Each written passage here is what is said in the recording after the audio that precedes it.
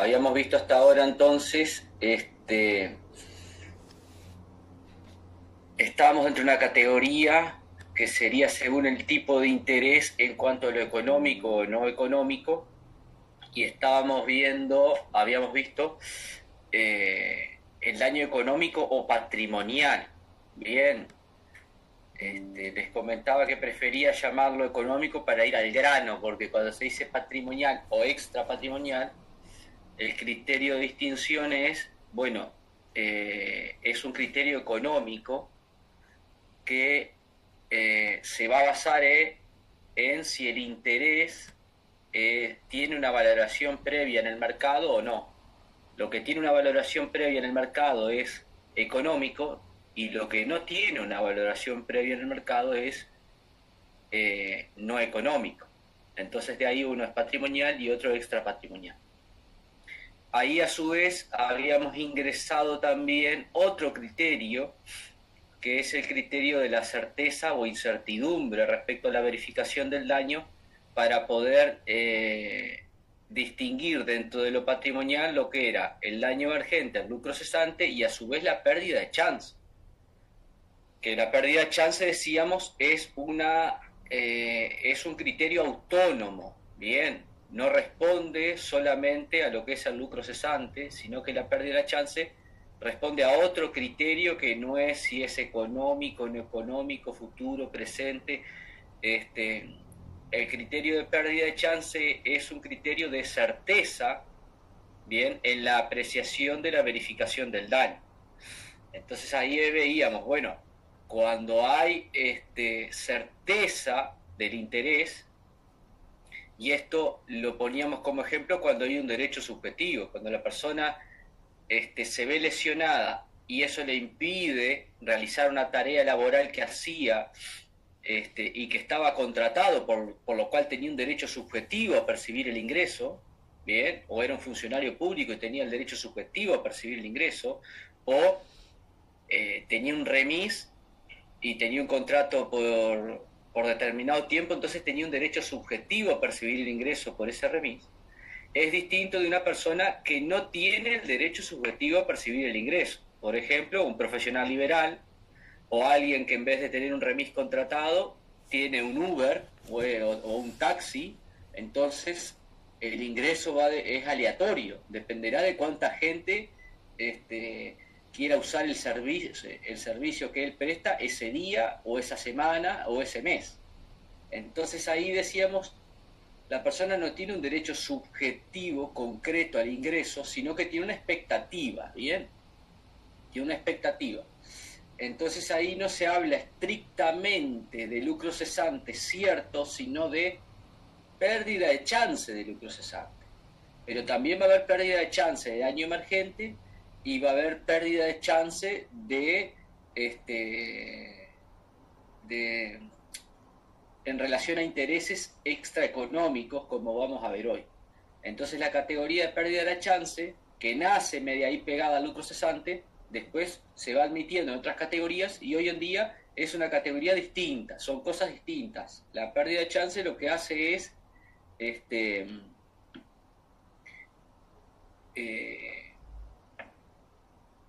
describir el daño en relación a su certeza o incertidumbre, sea económico o extraeconómico. Bueno, hoy vamos a ver este daño extrapatrimonial, y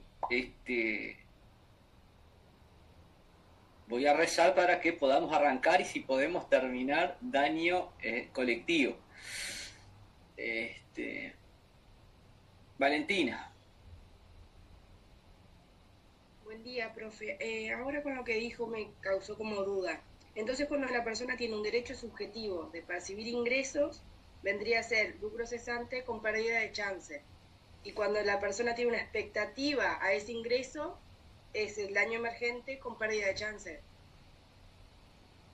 No, siempre que estamos hablando de ingreso que la persona va a percibir y no percibe, es lucro cesante. Recuerden, la distinción, el eje de la distinción es: daño emergente es una disminución económica por egreso. La persona pone dinero de su bolsillo o sea, el hecho dañoso implica que la persona tenga que sacar dinero de su bolsillo para un gasto, por ejemplo. Entonces decíamos, bueno, un discapacitado tiene que comprar la prótesis, tiene que comprar medicamentos, tiene que comprar la silla de ruedas, tiene que comprar los arneses para la ducha, de pronto hasta probablemente tenga que comprar pañales el resto de su vida. Todo eso es daño emergente. Es el gasto que le va a producir. Ahora, cuando el daño implica, o sea, esa alteración negativa, bien, del daño, se traduce no en un gasto, sino en una pérdida de ingreso, ahí hablamos de lucro cesante. Entonces, el daño emergente es disminución económica por egreso. El lucro cesante es disminución económica por pérdida o limitación del ingreso. Es un dinero que me iba a ingresar, por decirlo en dinero, ¿no? Es una prestación económica que me iba a ingresar y no me ingresa. Bien, como consecuencia del hecho dañoso. Entonces es bueno. Él trabajaba, tenía un remis y en un accidente de tránsito queda deshecho y bueno, la reparación le lleva un mes. Bueno, ese mes se ve privado de percibir el ingreso que le generaba el remis. Entonces eso es lucro cesante. Eso, a su vez, lo podemos evaluar en términos de certeza o mayor o menor. Entonces un compañero ahí preguntaba con mucha agudeza, bueno, pero profe, pero ¿cuándo hay certeza y cuándo no? Porque claro, en realidad, y yo respondía, certeza absoluta nunca hay. De hecho, en la ciencia, por ejemplo, ustedes hacen un examen biológico de paternidad y no les da fulano de tal, existe 100% de certeza de que fulano es padre de Mengano. No, el estudio le va a decir que existe un 97% de probabilidad de que fulano es padre de Mengano. O sea, ni siquiera en grados muy específicos o en estudios muy científicos muy específicos como ese se, se concluye en grados de certeza absoluta. Ningún perito en una pericia de cualquier tipo que se haga probablemente se anime a decir que de esto existe 100% de certeza o certeza absoluta. Entonces la certeza absoluta como tal no vamos a dejarla por ahí. No sé, es como una utopía, un mito. La certeza en términos jurídicos se adquiere en grado de probabilidad. Entonces, cuando hay muchísima probabilidad de algo y por ende certeza jurídica, cuando las personas tienen un derecho subjetivo. Entonces, cuando alguien tiene un derecho subjetivo, no quiere decir que esa plata la tiene, porque de pronto tiene derecho subjetivo a percibir el ingreso, pero después no le pagan, hace un juicio, es insolvente y en definitiva no puede percibir el ingreso. Bueno, pero tiene un derecho subjetivo, que es algo que le asegura que él, si no le pagan, puede reclamar. Distinto es, entonces, la persona que no tiene un derecho subjetivo a que le ingrese dinero. Entonces, un empleado que gana 100.000 pesos por mes, tiene derecho subjetivo a que todos los meses le paguen esos 100.000 pesos. Tiene derecho subjetivo al ingreso. Una persona que es profesional liberal no tiene el derecho subjetivo a que le ingrese el mismo dinero todos los meses. Bien, entonces ahí en unos casos, en el caso que hay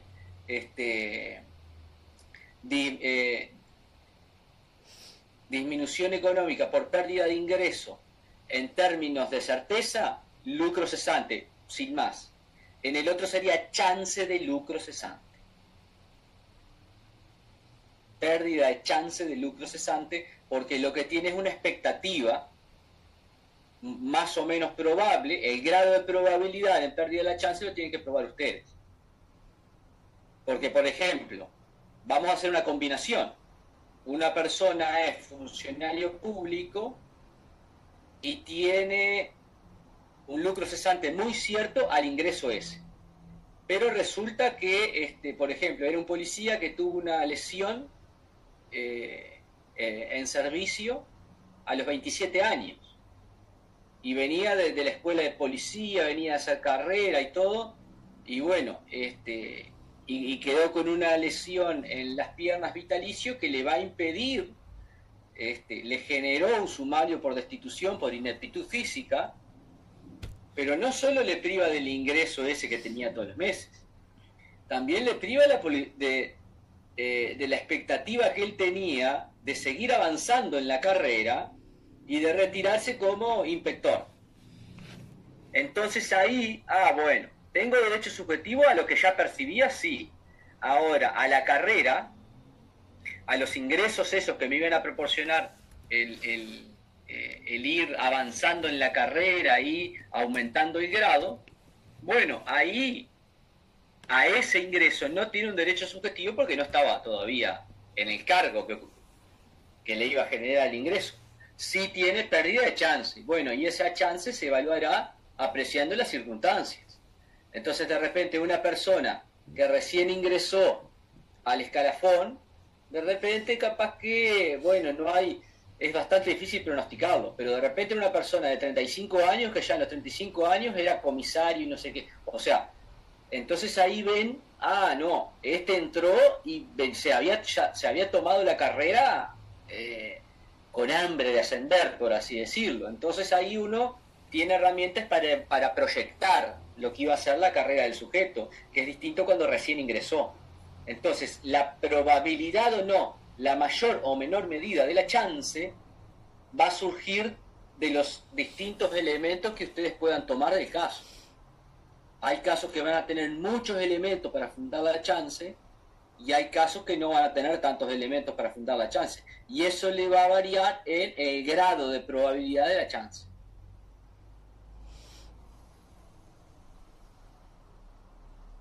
Bueno. Profesor, perdón que interrumpa. Hay una cantidad de compañeros escribiendo por el chat. A ver si por favor los permite entrar. Sí.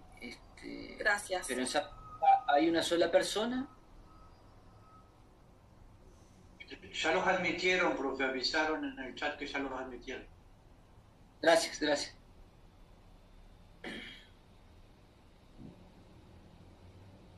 Bueno, vamos con daño extrapatrimonial. Bueno, decíamos, el criterio de distinción patrimonial extrapatrimonial es si el interés es económico o no económico. Estefanía. Yo tengo algo de daño, extrapatrimonial. A ver, cuénteme. Los daños que no afectan, lo económico en la vida de una persona. Lo que sí puede ser, el daño que afecta a la integridad física, la moral o psicológica.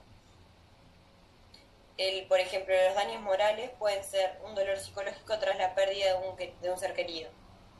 Después, el daño de la imagen, a la reputación, es un daño causado a la buena reputación de alguien, la imagen. Después, un daño estético que afecta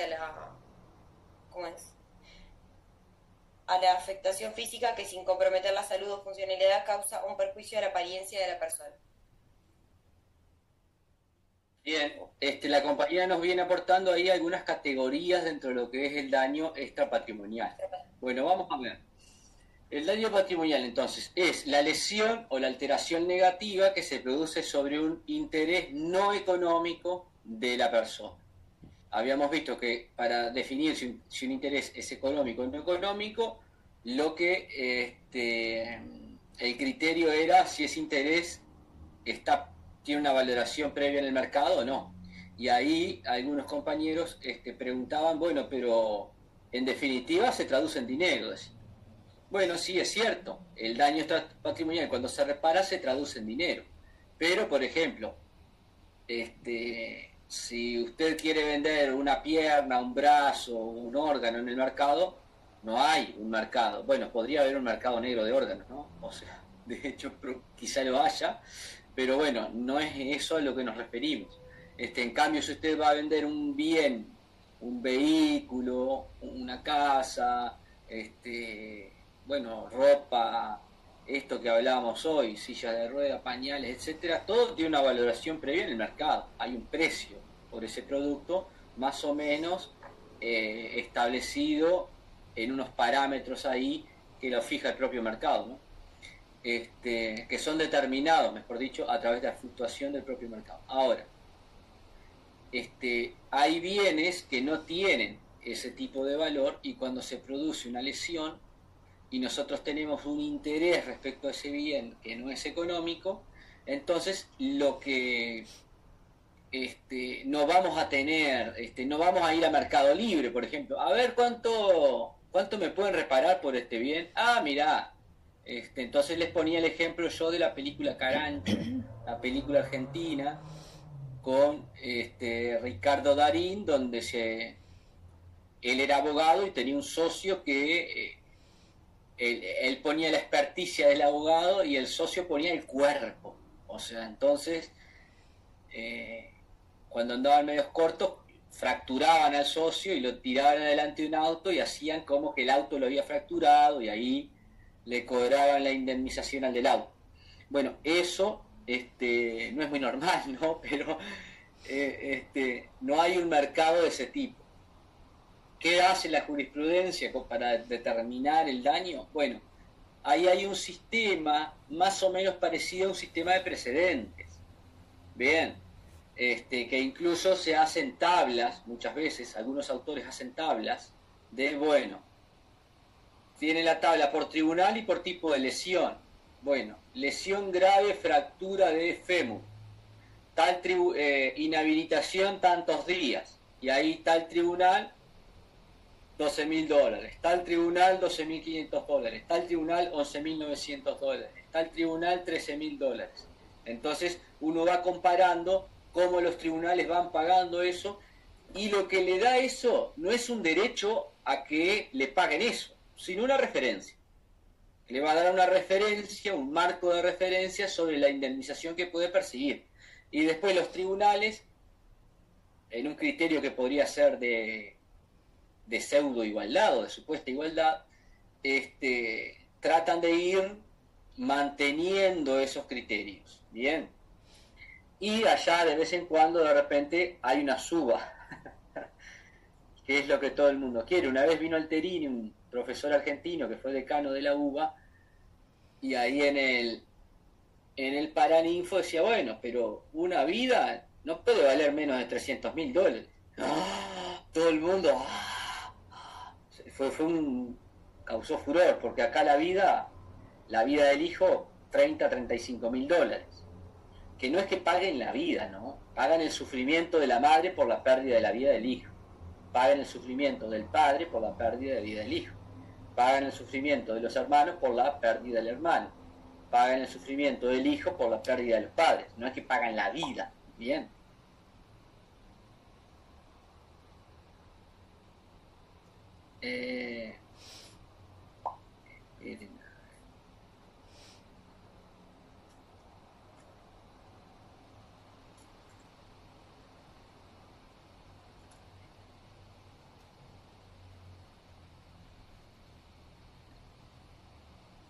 Bueno,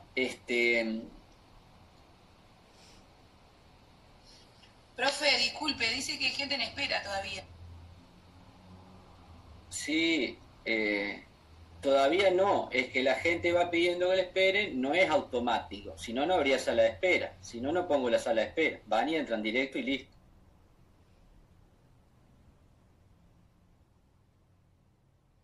No, profe, perdón, ya estuve pila de rato para entrar en espera. Lo digo honestamente, estuve rato. Bueno, sí, está hay un solo asistente hoy, lo que pasa. Bueno, daño extrapatrimonial, entonces,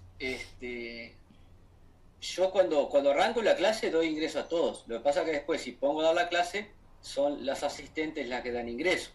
Entonces, así como usted demoró en querer entrar, bueno, después hay una demora para admitirlo. No es nada tan dramático, no sé. Víctor. No, profe, le quería decir que lo del daño extrapatrimonial es cuando recae sobre el interés personal de la persona y se divide en dos, en el pretium doloris, que sería el precio del dolor, y el daño a la relación de vida. Uno sería la angustia, el sufrimiento, etcétera, y el de la relación de vida son varios los que pueden afectar los diferentes daños, pero en sí son los daños a los placeres de la vida, a lo que se le prohíbe a la persona en base a ese daño. Bien. Bueno, sí, o sea, interés personal. Todos los intereses son personales, ¿no? O porque el sujeto de derecho es la persona. Bien, entonces todos los intereses económicos, extraeconómicos es personal. Entonces, ¿cuándo hay daño a extrapatrimonial? Decíamos, bueno, cuando la lesión se produce un interés extraeconómico. Y ahí, como dice el compañero, lo vamos a dividir entre, por un lado, el pretium doloris, que es el dolor, sufrimiento, padecimiento de la persona, y por el otro lado el daño a la vida de relación. ¿Y qué es el daño a la vida de relación? El daño a la vida de relación es la privación o la limitación de la posibilidad de alteración. Vamos de nuevo con lo que decíamos, porque pusimos ejemplos, dolor, sufrimiento. Entonces, daño moral en sentido estricto, que es el pretium doloris. Eso es alteración emocional negativa. Bien, para dejarlo bien con precisión, bien definido. Entonces, el daño moral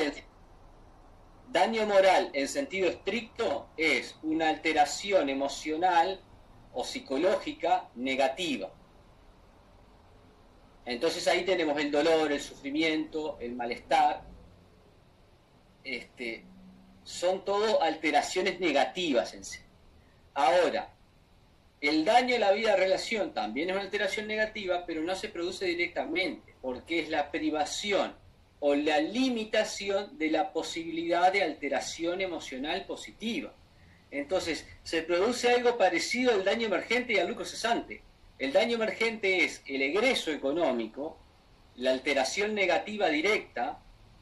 Vieron que acá esto no lo habíamos dicho, el daño emergente y el lucro cesante, que está bueno agregarlo, en el daño emergente es una alteración negativa directa y en el lucro cesante es la privación o limitación de una alteración positiva. Y acá en el daño extraeconómico es lo mismo, o extrapatrimonial.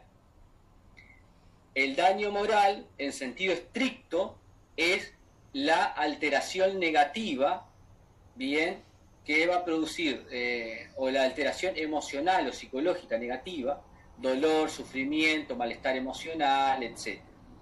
Y el daño a la vida de relación es la privación o limitación de la posibilidad de alteración emocional o psicológica positiva.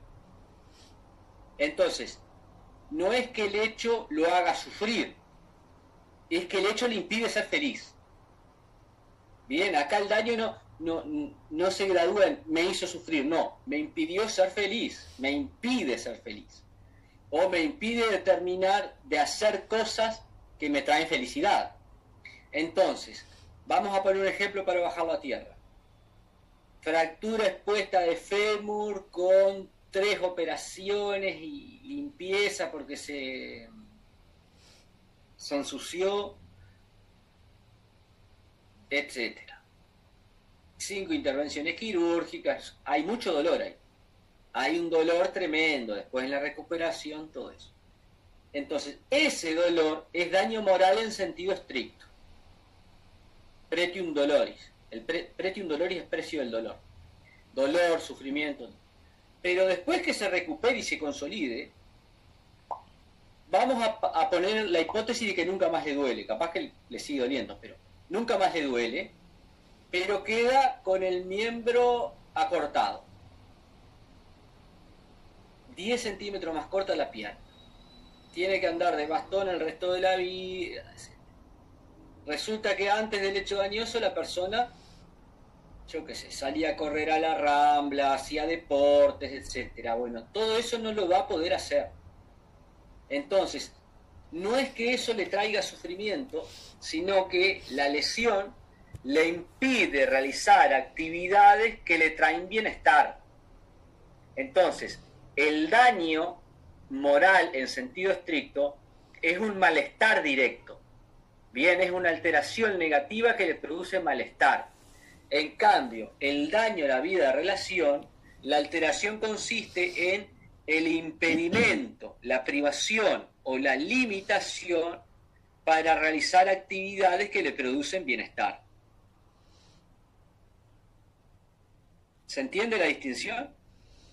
Entonces, ahí entran las categorías que hablábamos recién. Bueno, el daño recreativo por imposibilidades de recreación. Daño juvenil, dice, bueno, porque el daño le impidió disfrutar de la adolescencia, que es una de las mejores etapas de la vida. El daño estético puede tener muchas repercusiones, no solo extraeconómicas. Lo suelen poner en extraeconómico o extrapatrimonial, pero el daño estético, por ejemplo, puede tener también repercusiones positivas en cuanto a, si le corta la cara a una persona que era modelo, por ejemplo, le va a impedir quizás futuros ingresos, pero cuando se habla de daño estético, por ejemplo, una chica de 25 años que sufre un accidente de ese tipo que hablábamos, que se le parte el fémur, 5 intervenciones quirúrgicas, etcétera, queda con una cicatriz de la rodilla a la cadera tremenda, con el muslo desfigurado, y eso, claro, el daño estético en ese sentido se traduce en el sentido de inferioridad que desarrolla la chica después de estar con esa cicatriz. O sea, en algún momento de la vida probablemente lo acepte o no, pero va a haber un periodo de su vida que se va a avergonzar por esa cicatriz, se va a sentir distinta, se va a sentir limitada. Bien, todo eso es daño a la vida de relación. Bien, quizá vaya a la playa y no disfrute porque no quiere usar malla porque se le ve toda la cicatriz esa, etcétera. Entonces, puede llevar un proceso que termine con la aceptación de la persona que, bueno, me tocó esto, hago la vida como si nada, o puede que no, puede que, a lo que voy es que puede haber personas que le afecte más que otras, no hay una regla de que esto afecta de tal manera, y eso se va a tener que probar. Bien, el daño ahí se va a tener que probar. Bueno, esta cicatriz que le quedó a causa del hecho dañoso repercutió negativamente en la personalidad de la chica de tal manera. O puede ser de un chico también, ¿no? Esto pongo porque es un caso real. Pongo el ejemplo porque es un caso real. Daño sexual es el daño de vida de relación por la privación o limitación en las relaciones sexuales. Bien, tiene yo qué sé, hay una mala praxis médica y sufre a raíz de una intervención sufre una disminución de la libido o lo que sea que le impide disfrutar o le limita mantener relaciones sexuales, o tiene un accidente y de repente pierde los testículos en un accidente, o una persona le transfunden sangre contaminada con HIV, y es una persona joven, que eso le va a repercutir en las relaciones sexuales el resto de su vida. Y este último es un caso real. La persona era casada ya, pero claro, imagínese, usted estaba todo feliz hoy, al otro día le transfundieron sangre contaminada con HIV, y bueno, cómo eso va a alterar negativamente la relación que tiene con su pareja. Bueno, ahora, Luciana. Estefanía, ¿usted iba a hablar o quedó con la mano levantada?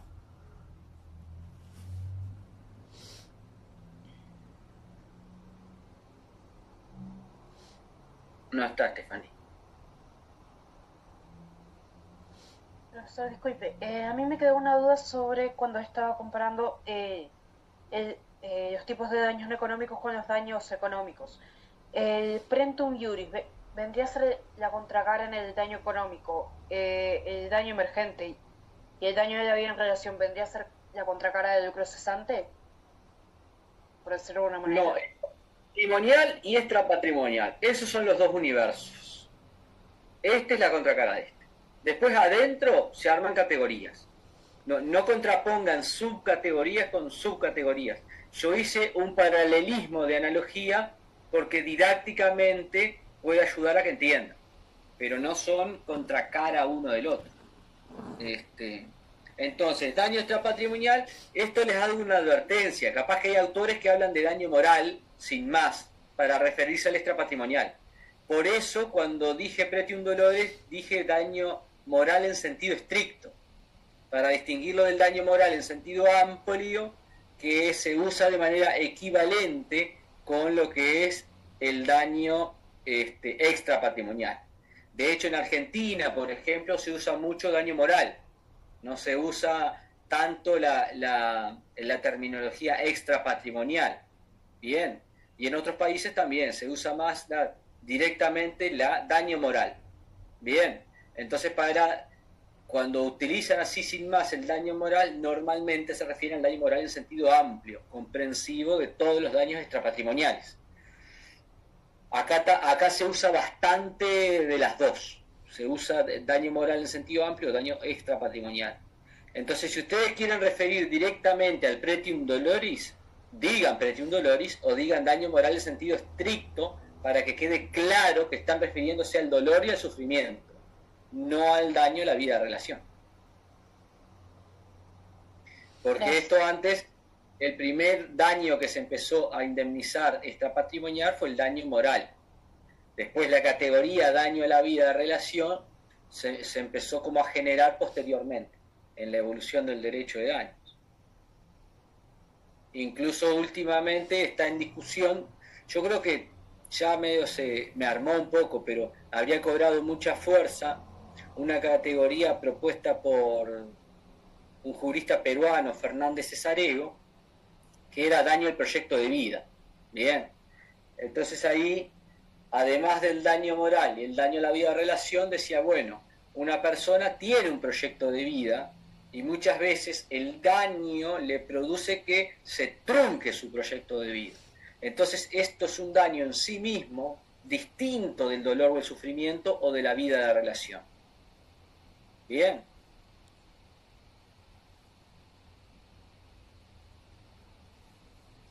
Entonces, en definitiva, ¿qué es el daño a la vida de relación? Yo creo que el dolor y el sufrimiento es claro, es más identificable. ¿Sí? Patricia. Profe, una pregunta, capaz que es ignorante nomás, pero el daño de malestar, ¿no se da siempre que hay un daño? Pues todo daño genera o angustia o estrés o... ¿se da siempre o no? No lo sé. No conozco a alguien que haya sido dañado que diga, ay, qué felicidad que tengo. Bueno, pero, por ejemplo, en la responsabilidad contractual le incumplen un contrato, bueno, ahí va a tener le va a costar bastante probar que eso le trajo daño moral. Ah, no me pagaron el alquiler. Me generó un profundo daño moral. Yo no he visto sentencias de daño moral. ¿Cómo probarlo? Claro, el tema, o sea, hay categorías de daño moral que operan in re ipsa, que dice, bueno, murió el hijo. Bueno, se presume que hay un dolor ahí y no va a necesitar hacer una pericia psicológica para probar el daño moral. Salvo, le puede suceder que venga la otra parte y diga, no, pero mire, era el hijo, pero hace 40 años que estaban distanciados. El hijo se fue de la casa a los 17 y nunca más volvió, una cosa así. Entonces no había relación afectiva con el hijo. Bueno, ahí le va a tambalear la demanda. Probablemente el tribunal no repare el daño, ahí sí lo va a tener que probar. Pero si es una relación en la vida normal, usted con la partida de nacimiento demuestra que era su hijo y pone algún testigo para demostrar que efectivamente había una relación de padre-hijo, ya está. No va a tener que demostrar el dolor. Ahí hay una presunción. esas presunciones han llevado a que se pague el daño por rebote, incluso, porque esto es un daño por rebote. ¿Se acuerdan cuando dimos daño por rebote? Muere uno, pero repercute en el otro. Estas presunciones van de manera bastante clara hasta en las lesiones graves. Bueno, hay lesión grave de un hijo, se presume, in re ipsa, por el solo hecho de verificarse la lesión grave al hijo, que el padre sufre, pero se tiene que acreditar el vínculo.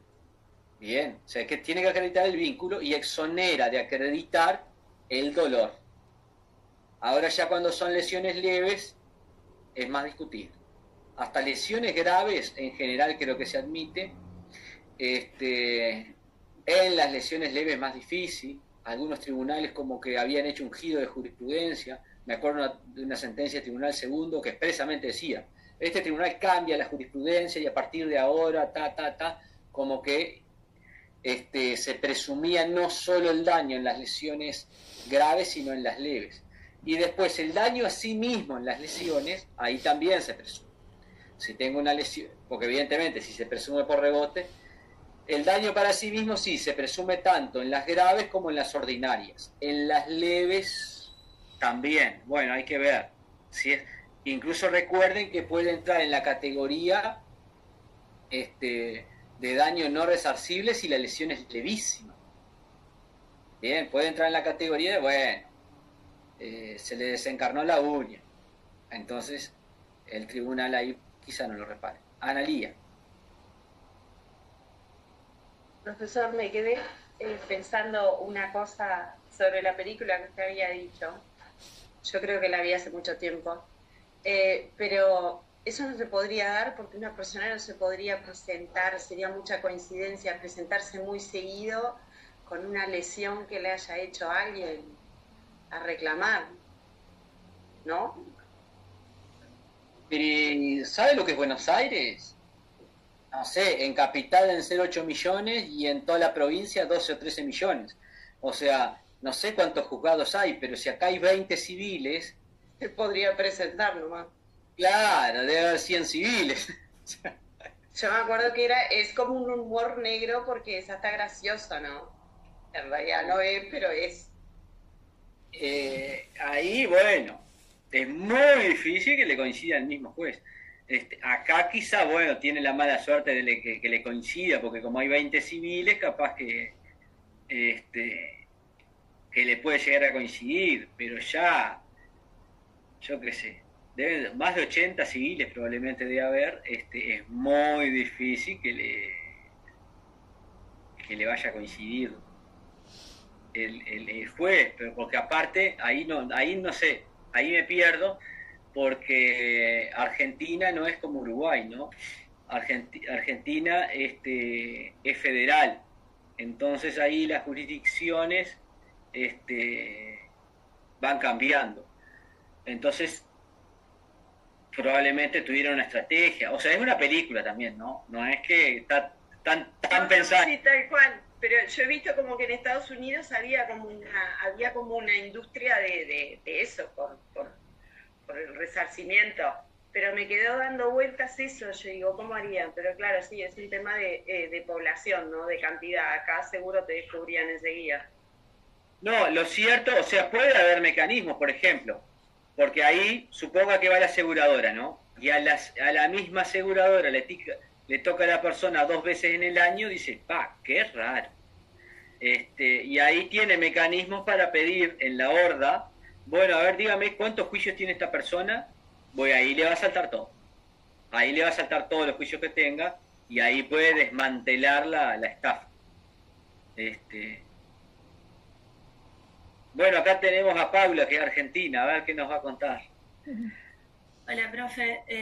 No, a mí me generó la duda, ya que están hablando tanto de Argentina, si acá también existe la fórmula para el daño moral. ¿Se me está contando o se escucha bien? ¿Cómo la fórmula, Paula? ¿Qué fórmula? Creo que se llamaba voto, que es la edad de vida por el porcentaje de lesión, de discapacidad sobre la expectativa de vida. Pero Directamente cuando lo estudias ya vas directo a la fórmula. Somos Sí, como para- más plata, que- como decía. debe ser eso. Se me cortó. ¿Para calcular lucro cesante es eso? Cada clasificación, lucro cesante, daño emergente, todo lo estudiamos con fórmula. Todo. Bien. Sí, acá puede haber fórmulas y de hecho las hay, pero no están dentro de del derecho. Me voy a explicar. Cada tribunal puede aplicar la fórmula libremente.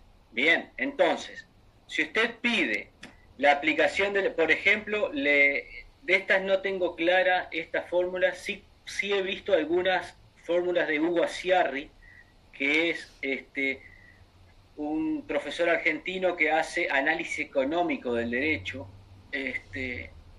Entonces, bueno, construyó alguna fórmula, sobre todo para el lucro cesante, que es lo más complejo, y las hizo como asociado con la ley.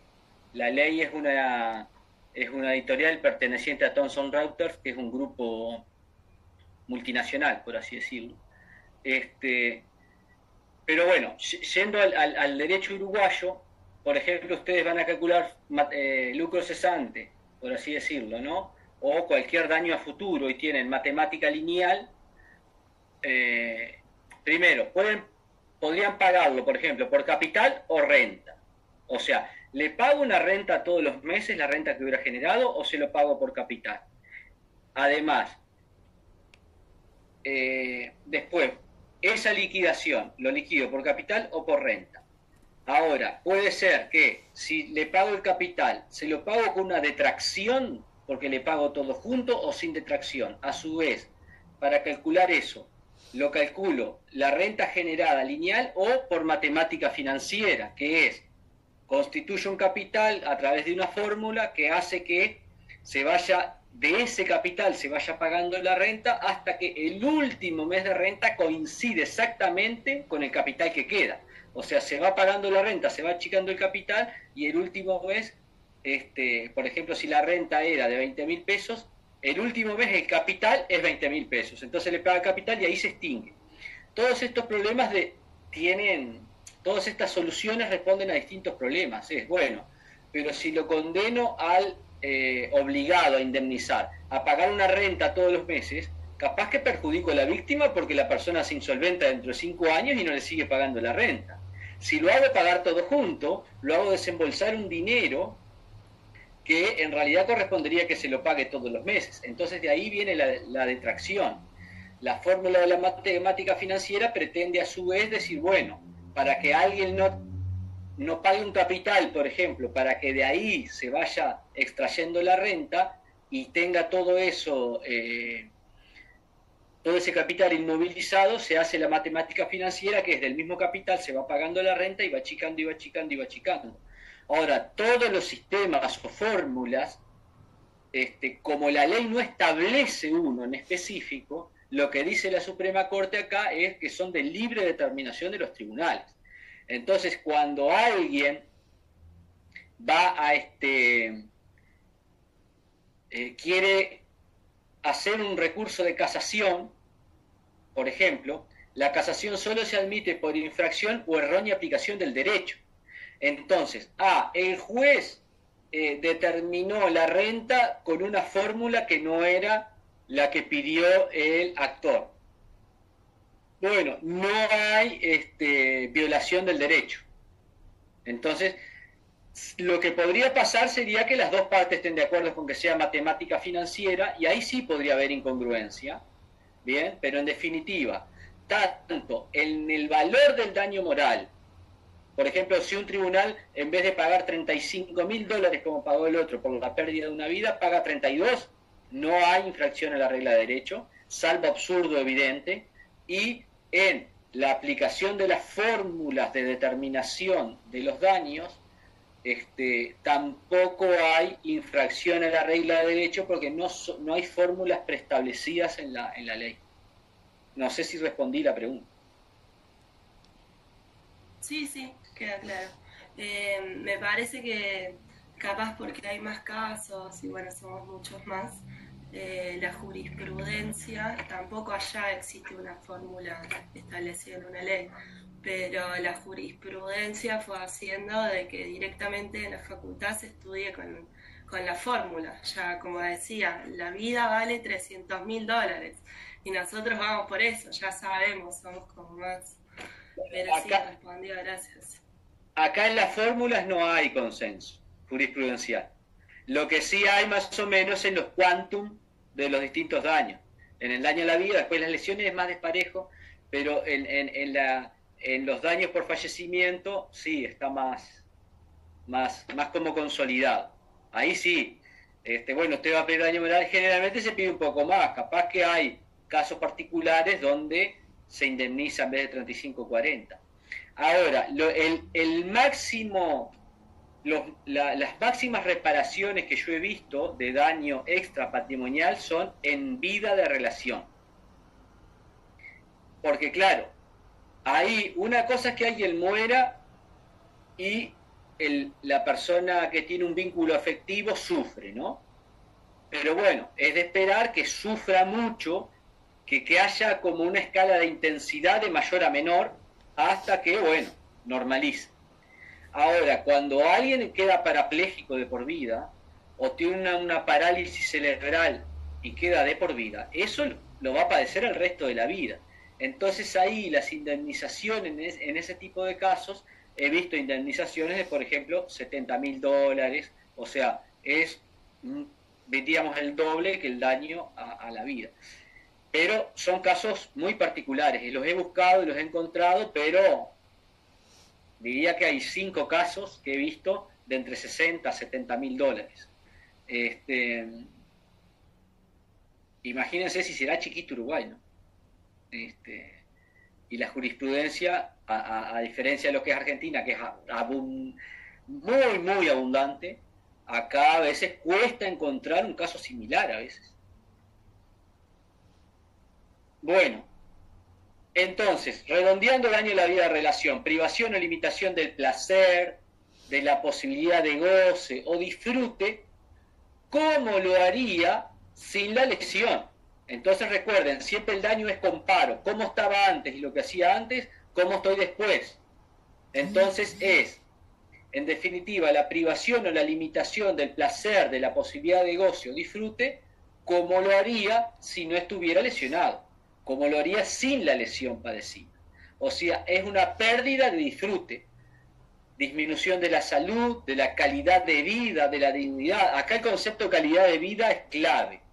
Bien, generalmente cuando hay daño a la vida de relación, hay una pérdida o limitación de ¿qué? De la calidad de vida. Bien, va a limitar la calidad de vida del sujeto. Porque el hecho dañoso implica que ya no pueda realizar las actividades de goce, de disfrute, de placer, de bienestar que hacía antes del hecho dañoso. Bueno, ¿alguna pregunta acá?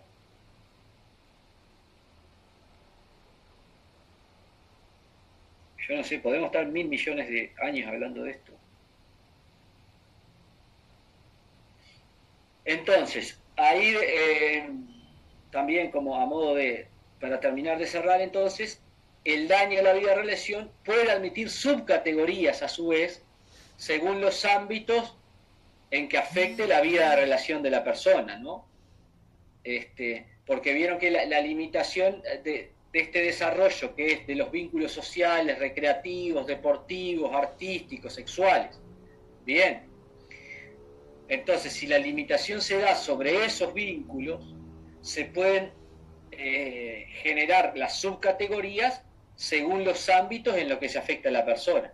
Entonces, de ahí decíamos hoy, daño recreativo, daño juvenil, daño sexual, daño estético, daño, etc.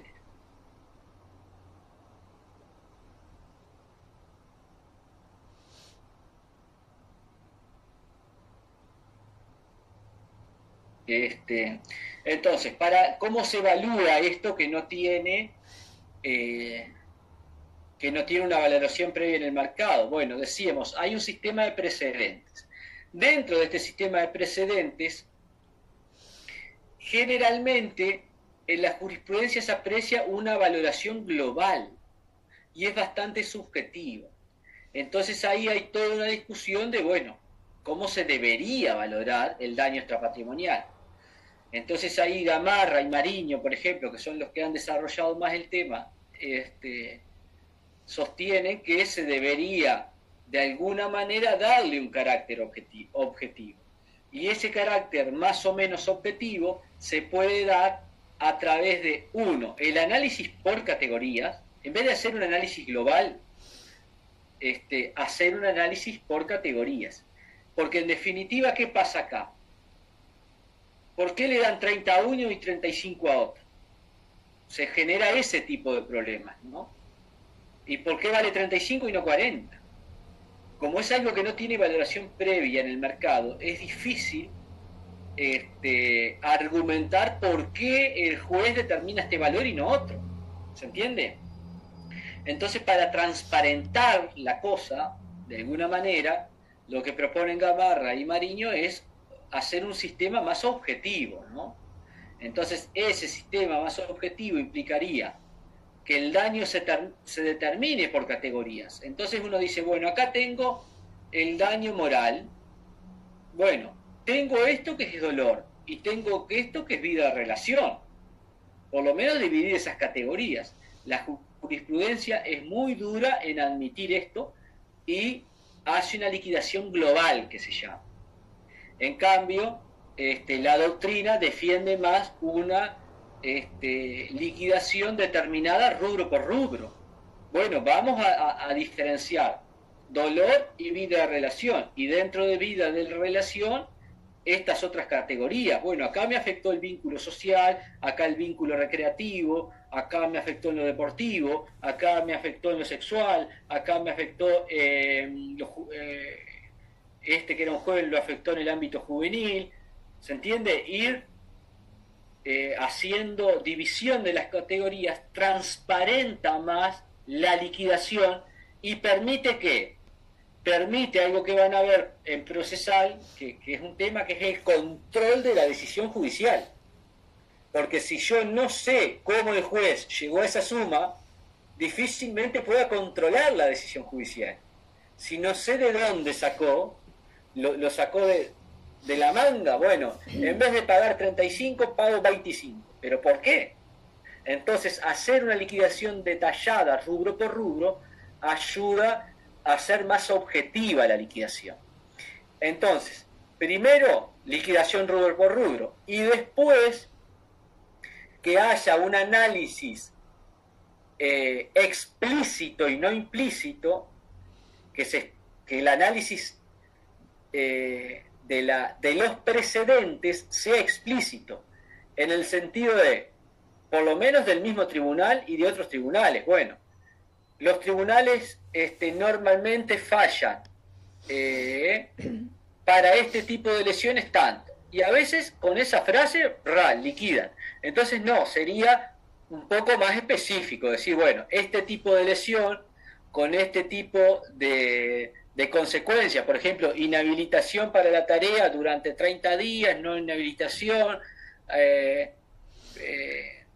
intervención con anestesia general, sin anestesia general, perdió el conocimiento, no perdió el conocimiento, que haya una comparativa más específica y más precisa de los precedentes para lograr un sistema más objetivo.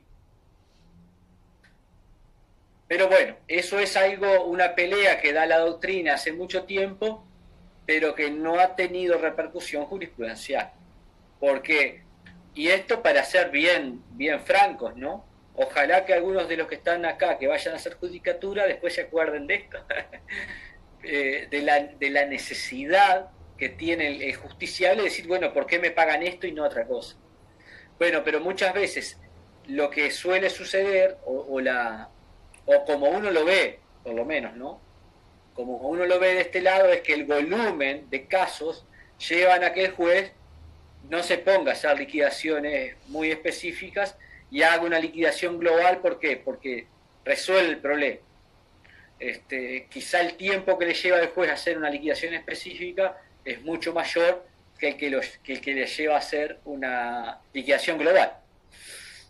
Pero bueno, si estamos hablando de justicia, es evidentemente mucho más justo hacer una liquidación específica, rubro por rubro,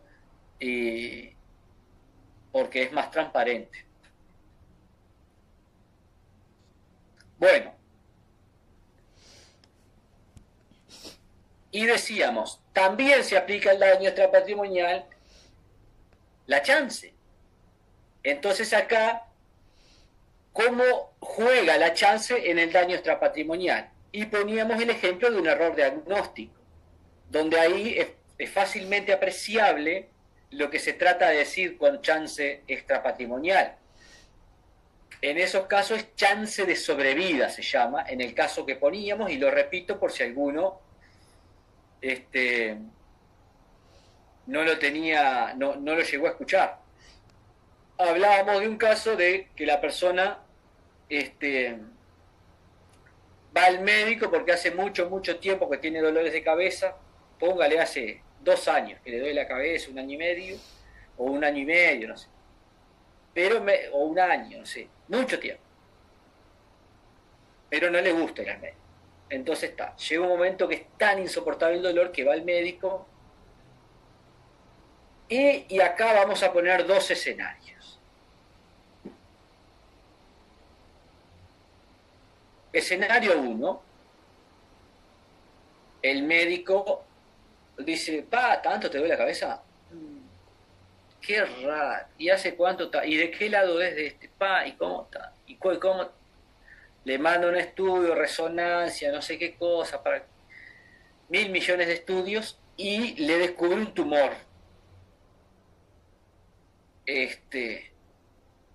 Bueno, le descubre un tumor, lo pueden operar y la persona vive. Escenario 2, va al médico, sí, te duele la cabeza, bueno, no sé qué droga, 600 miligramos, cada 4 horas, bueno, el tipo se va. Ya medio que le genera algo que el tipo ya no quiere volver al médico, porque si me van a dar unos comprimidos ahí para aplacar el síntoma. Bueno, vuelve al mes, el médico de vuelta, vuelve al mes, lo agarra otro médico. Dice, ¿cómo? A ver, le hace los estudios, un tumor. Pero cuando arrancan ya es demasiado tarde y la persona fallece. Escenario 3 pasa lo mismo, pero pasan muchos meses entre que va por primera vez al médico y logran diagnosticar y fallece. Entonces, me interesa comparar el escenario 1 que vive y el escenario 2 y 3 que fallece. Entonces ahí lo que se habla es, bueno, de la probabilidad que había de que el buen servicio salvara la vida del paciente. Entonces, decimos, hay mala praxis médica por error diagnóstico.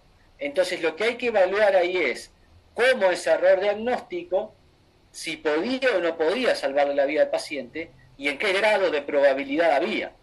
Entonces, ahí se habla de la incidencia como chance de sobrevida. Bien, porque se está analizando el grado de probabilidad que había de que un diagnóstico acertado le salvara la vida. Entonces ahí, ¿y esto por qué se analiza así? Porque evidentemente el médico no le generó el cáncer. El tumor ya estaba. No fue generado por el médico. Lo que tenía que hacer el médico era tratar de salvarlo. Entonces, el daño en sí no estuvo generado por el médico. Se evalúa en grado de chance, ¿por qué? Porque el médico lo que podía hacer era, con un buen si hubiera diagnosticado bien, le habría salvado la vida. Por eso se habla en términos de probabilidad y ahí se aplica el concepto de chance de sobrevida. Bien, entonces ahí estamos hablando de una chance extrapatrimonial. pérdida de chance extrapatrimonial. Entonces, acá no es el médico me mató. No, es si el médico hubiera actuado diligentemente, yo me habría salvado. Si el médico hubiera actuado diligentemente, habría tenido más probabilidad de salvarme. Entonces vean que se va a analizar, de pronto hace la pericia médica y el perito dice, no, si hubiera actuado diligentemente, era 98% probabilidad de salvarse. Ah, bueno, había certeza. Casi. Ahora, bueno, si hubiera actuado diligentemente, como la persona demoró 1 año y medio en ir al médico, el tumor ya estaba avanzado. Entonces, no era altamente probable que se salvara, pero tenía más probabilidades. Entonces ahí hablamos de chance de sobrevida.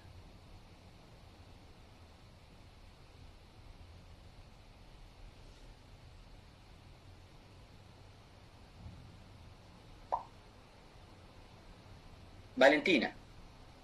Profe, ¿este más o menos es el único ejemplo que puede dar de chance de sobrevida o qué otro puede haber? ¿Tan claro? Sí. O sea, así claro como ese, yo creo que es el más claro de todos y es el más, no sé si el más didáctico, pero el más usado por las cátedras. Deje de pensar otro que sea claro. Lo que pasa es que si uno no pone un buen ejemplo, después... No, el tema que después, por ejemplo, en un parcial pueden preguntar por algún caso así y no lo vemos tan claro como en ese ejemplo que ya nos quedó claro en la clase, por ejemplo. Bueno, lo que pasa es que, claro, por eso no hay que aprender de casos concretos, hay que aprender en abstracto. Para que sea el caso que sea que le pongan, usted lo aprenda. Por eso yo digo, no estudien de preguntómetros, porque si no, están entrenados para responder esa respuesta. Pero yo voy, le cambio los términos nomás de la formulación de la pregunta y algunas comas, le cambio el sentido y ya quedan como... Y probablemente es la misma pregunta. Pero no, quedan entrenados para responder eso. Entonces, le formulo la pregunta de otra manera y hacen agua. Tienen que aprender la materia, no a responder esto concreto. Bueno, daños colectivos. Vamos con daños colectivos, ya que estamos.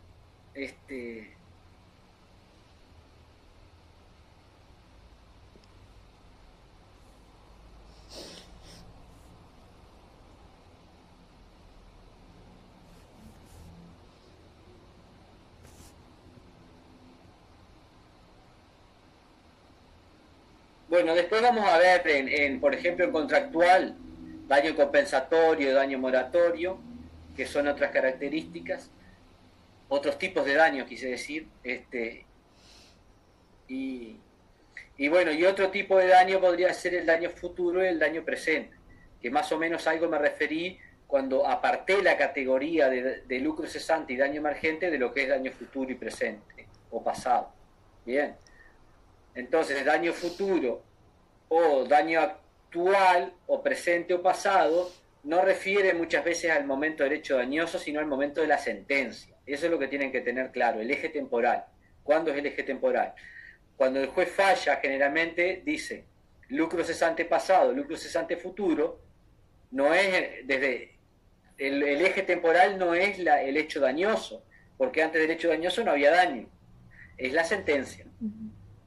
Ese es el eje temporal. Cuando uno dice, ¿cuál es el daño futuro? Bueno, el daño que el juez al momento de la sentencia pronostica que va a suceder, y el daño pasado es de la sentencia para atrás. El eje temporal es ese. En cambio, cuando uno demanda, el eje temporal es la demanda. Uno no puede pronosticar el daño pasado y el daño futuro al momento de la sentencia porque no sabe cuándo va a ser la sentencia. Entonces, cuando uno demanda, ahí el eje temporal es la demanda. Daño pasado es, por ejemplo, la pérdida de ingreso que ya tuvo. Daño futuro va a ser la pérdida de ingreso que va a tener. Entonces hay lucro cesante pasado y lucro cesante futuro. Entonces, por eso yo les decía que me despegaba del concepto de lucro cesante como un daño futuro. No, porque puede ser daño pasado, lucro cesante pasado y futuro, y a su vez puede haber daño emergente pasado y futuro. o actual y futuro, porque el daño emergente no es solamente el daño instantáneo, es si una persona tiene que comprar medicamentos el resto de su vida o comprar pañales, había puesto el ejemplo, el resto de su vida, es daño emergente futuro. Entonces, pasado y futuro, evidentemente saben lo que es, están en la universidad.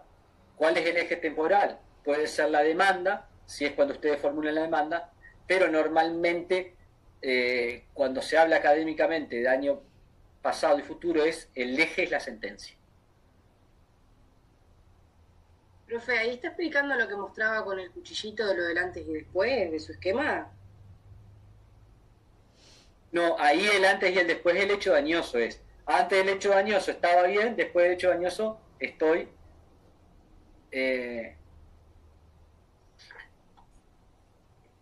esto es, antes del hecho dañoso, esta es mi situación. Después del hecho dañoso, disminución patrimonial por egreso. Antes del hecho dañoso, tenía un derecho a percibir un ingreso. Luego del hecho dañoso, se frustra la percepción del ingreso a raíz del hecho dañoso. El antes y el después también del hecho dañoso. Bueno, bienes colectivos. ¡Qué tema! Habíamos visto entonces que el daño... Voy a tomar un mate porque...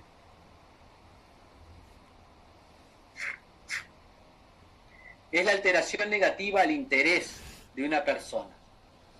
Pero ahora le doy otra vuelta a la definición. El daño es la alteración negativa desfavorable al interés de una persona o de varias personas o de una comunidad de personas respecto a un bien. Entonces, ya no es una persona, pueden ser varias o puede ser una comunidad de personas. Y esto nos trae, bueno, entonces puede haber muchos intereses respecto a un mismo bien. Sí, puede haber muchos intereses respecto a un bien. Recuerden siempre que el interés es la posibilidad de satisfacción de la necesidad humana a través de un bien. Entonces, el eje, el quid de la cuestión es la necesidad. Bien. Entonces,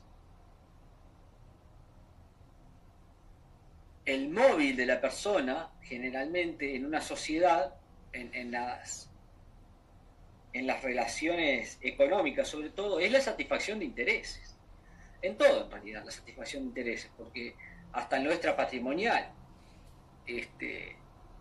Bueno, yo estoy en pareja porque tengo una necesidad de estar en pareja. Bueno, yo no estoy en pareja porque me gusta estar solo. Bueno, yo...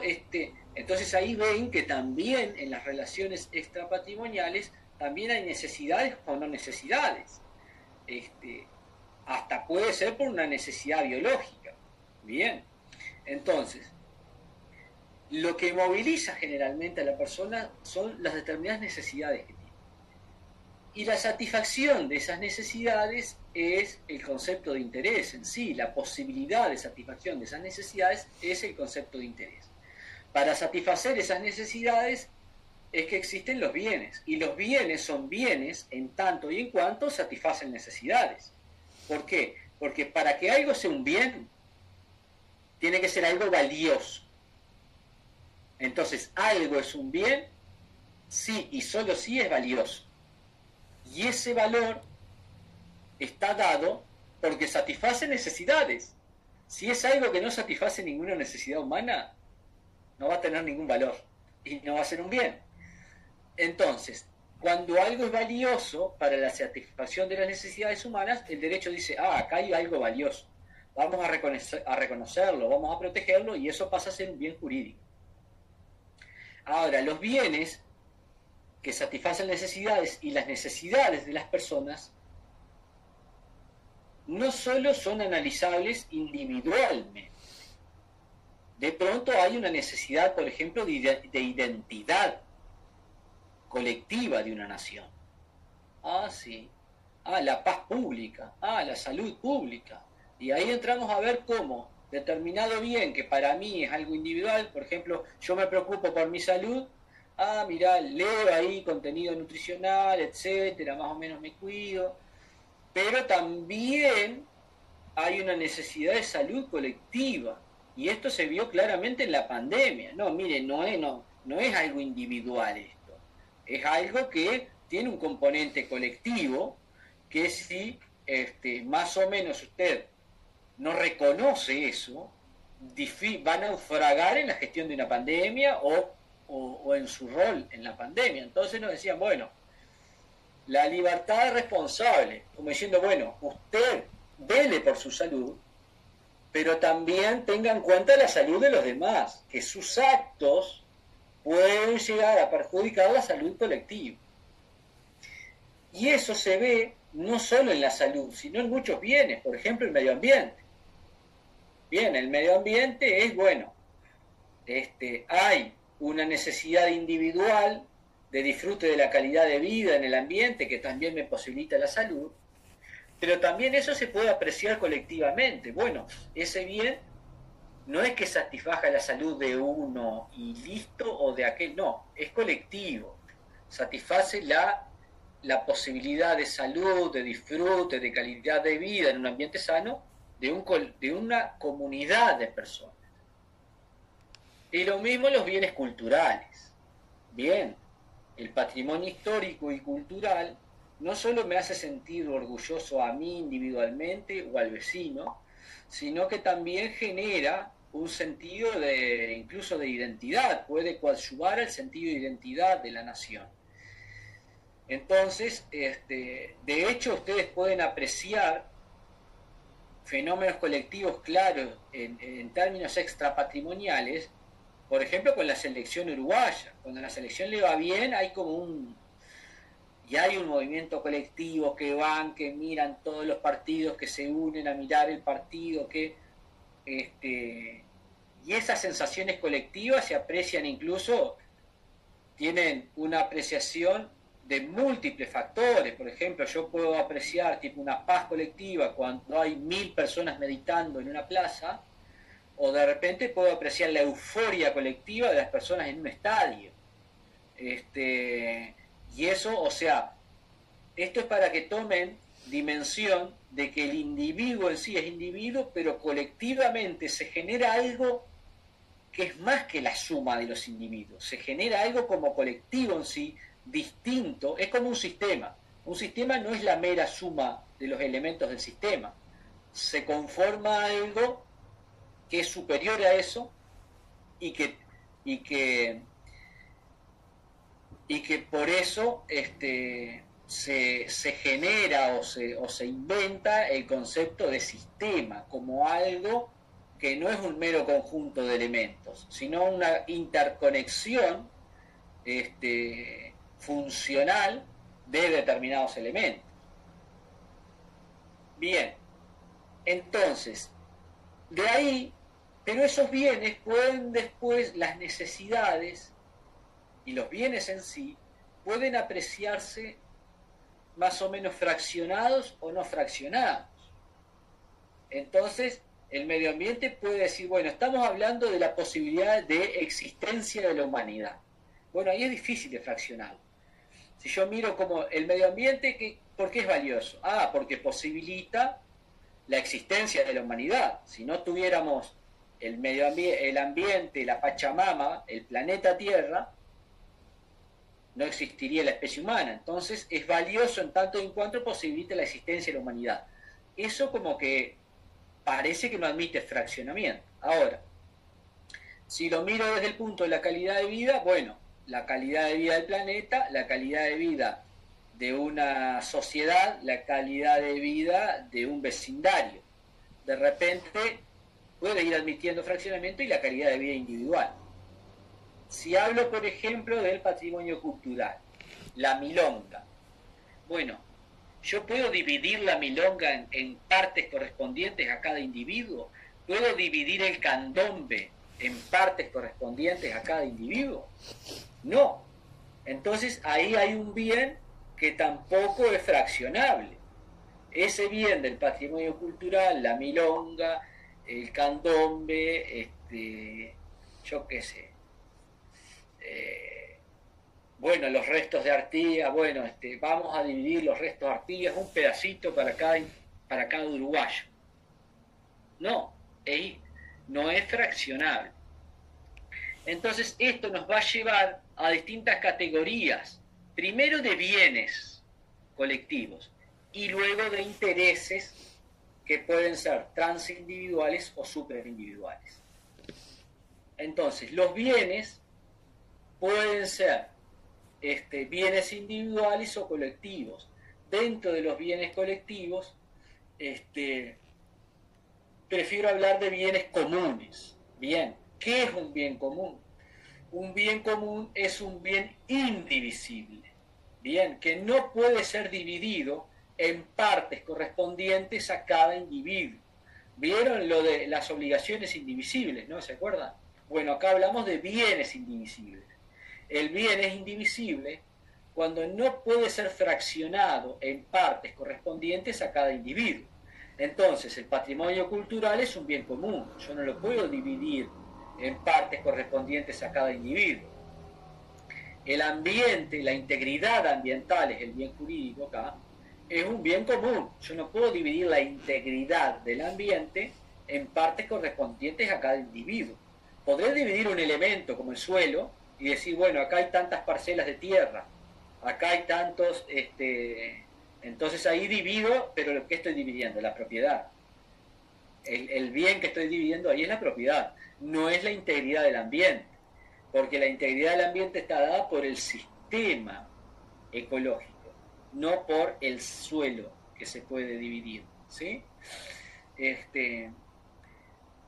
Entonces, de esta categoría de bienes comunes, vamos a ver que puede haber una relación de interés de cada sujeto. Las relaciones de intereses de cada sujeto se pueden dar de manera distinta. Y vamos a ver...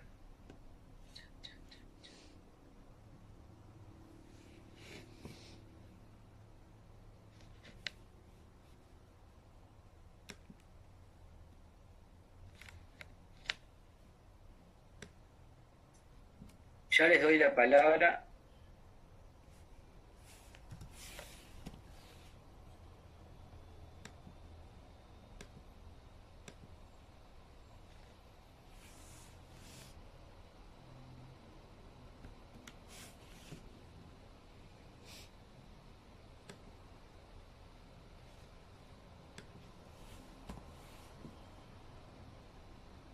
Entonces, este es el esquema que iniciamos, ¿no? El esquema madre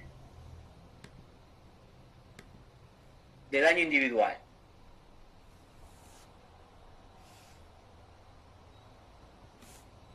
Un sujeto tiene un determinado interés respecto a un bien jurídico y el daño jurídico se produce ahí. Bien, tenemos el referente del bien, por ejemplo, si el bien jurídico es la integridad física, el referente del bien es el cuerpo biológico, el cuerpo humano, bien jurídico, integridad física, y el interés es la posibilidad de satisfacción de necesidades que me brinda la integridad física.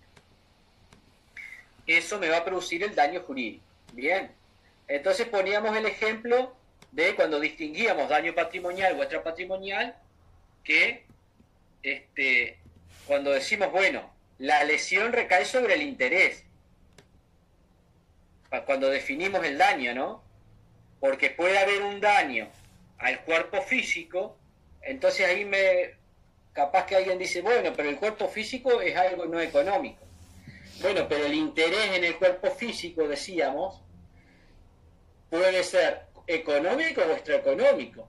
Si la persona es un deportista, hay interés no económico, como el de todos, el mantener su integridad física, en el bienestar, etcétera, pero también hay intereses económicos, porque la persona con su integridad física le permite percibir ingresos económicos. ¿Por qué? Porque es un atleta olímpico, porque es un jugador de fútbol, etcétera.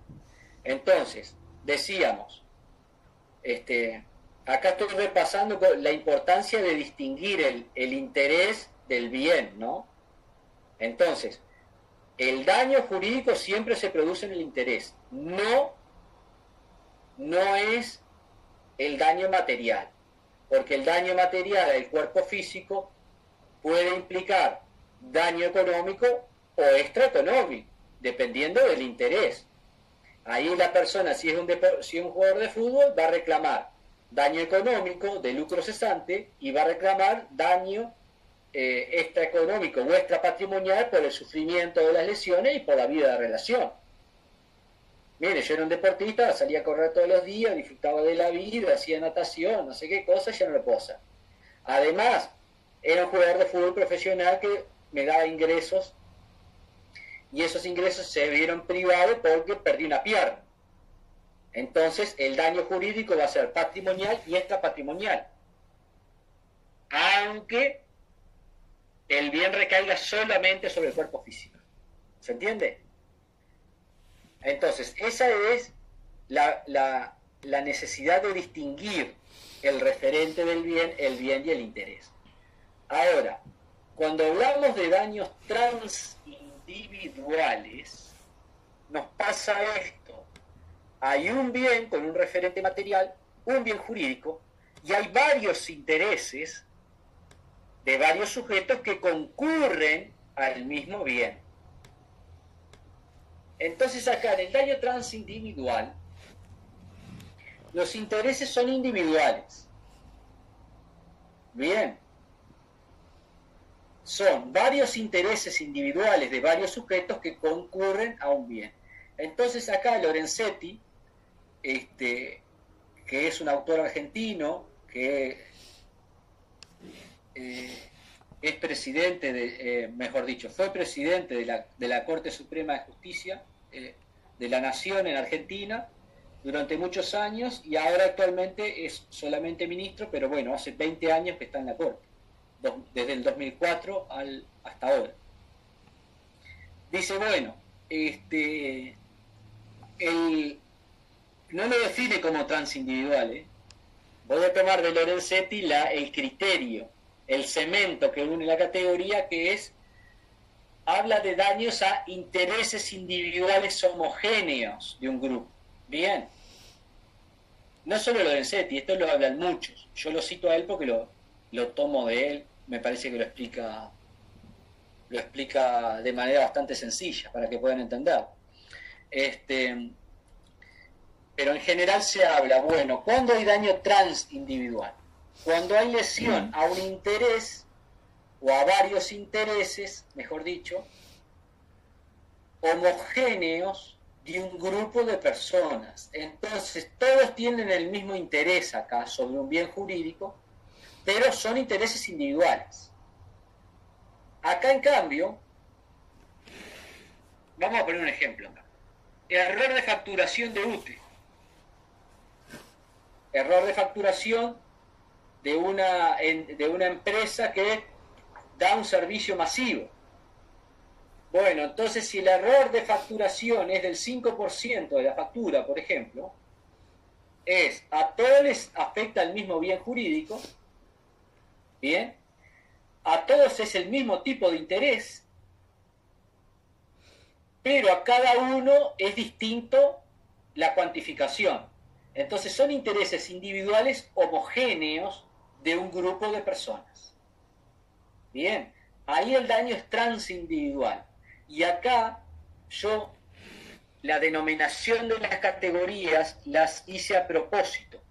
Acá transindividual es que trasciende el individuo y acá supraindividual es que es superior al individuo. Bien, entonces la terminología la estoy tratando de utilizar de modo tal que a ustedes ya les genere el contenido o les dé indicios de lo que se va a definir con eso. Entonces, cuando digo supraindividual es porque es superior al individuo. Cuando digo transindividual es porque trasciende al individuo, pero no deja de ser individual. Acá, entonces, el daño transindividual es la lesión a un interés transindividual. ¿Cuándo hay un interés transindividual? Es el interés individual homogéneo de un grupo de personas. Bien, hay intereses individuales homogéneos de un grupo de personas y ahí se produce el daño. Entonces es un daño que puede ser individual pero que afecta a un grupo, entonces se produce un daño transindividual.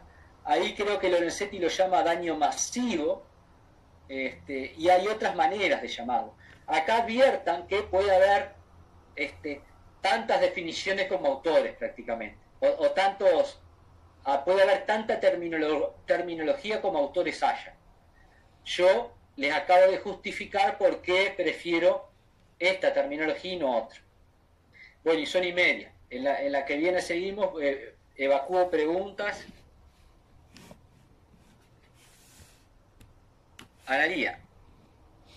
Sí, quería consultarle, los intereses difusos que vimos en procesal, ¿vienen a ser estos, los intereses difusos? Que eran colectivos, ¿no? Claro. Cuando vemos lo de supraindividual, ahí, bueno, generamos qué son los intereses difusos y a qué refiere el artículo 42. Si refiere, del CGP, se refiere a los trans, perfecto, a los supra y a los dos. Vale, Nicolás. Gracias.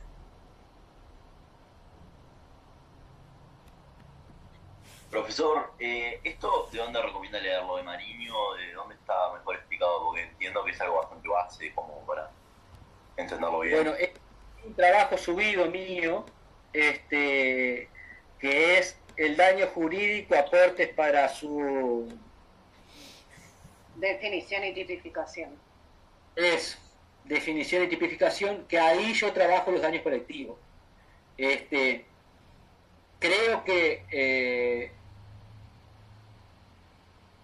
sinceramente creo que el que ha trabajado más los daños colectivos soy yo. O sea, me parece que pueden leerlo ahí y complementarlo con Mariño, porque otro docente le puede dar otra manera de explicar que capaz que le sirve más el otro que la que yo explico. Pero ahí en ese trabajo está bastante didáctico, está con estos cuadritos, y bueno, evidentemente lo voy a dar. Explica todas las categorías que vamos a dar, trans individual y las siguientes. Sí, explica todo. Gracias. Merece. Víctor. Profe, ¿me escucha bien ahí? Sí, lo escucho bien. No, yo también me tenía la misma duda que la compañera, porque estuve leyendo su material y leí sobre los intereses, o sea, las posiciones de diferentes autores sobre si es un interés colectivo o un interés difuso. Y está leyendo el artículo 42 y leyendo lo que afectaría en caso de si se toma como un interés colectivo o un interés difuso, tiene bastante relevancia a la hora de una sentencia judicial, porque en caso que uno presente el interés y no lo presente claro que es colectivo y no difuso, otra persona después no lo va a poder reclamar porque se va a tomar como cosa juzgada. Yo pensaba, en base a lo que le hizo, de lo que usted colocó, que dependiendo si, leyendo el artículo 42, de lo que son los intereses difusos, si hay una comunidad colectiva relevante como para tomarlo como un interés cultural o ambiental de un lugar específico, se va a tomar como difuso, y si no, va a ser colectivo. Es que sí, yo ahí critico pero bueno, lo vemos en la clase que viene. Critico y creo, o sea, no solo yo, ¿no? Porque es bastante... En realidad lo que pasa es que se empieza a construir desde la doctrina procesal, y la doctrina procesal a veces pierde de vista que el procesal es un derecho objetivo, es un derecho que está para servir al derecho sustancial. Entonces, si perdés de vista las categorías sustanciales, queda medio raro. Sobre todo en esto, que es un concepto muy abstracto. Entonces creo que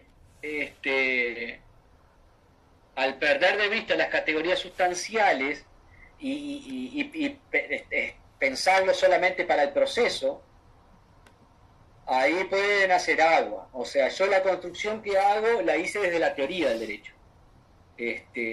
Entonces ahí la parte de bienes colectivos, todo, está abonada con Alexis, por ejemplo, que es un teórico alemán, que un poco dan el clavo, me parece, con el concepto, que lo trae de la economía en realidad, el concepto de bienes comunes, y después es replicado. Y lo que hace, por ejemplo, en la Argentina, Lorenzetti, es agregarle el toque de la indivisibilidad, que en la terminología, que Alexis ya decía, bueno, son bienes no distributivos, que lo no distributivo es un concepto económico, pero es exactamente lo mismo que la divisibilidad o indivisibilidad. Lo que hizo Lorenzetti en Argentina fue darle el término indivisibilidad, que es más asociado a lo jurídico.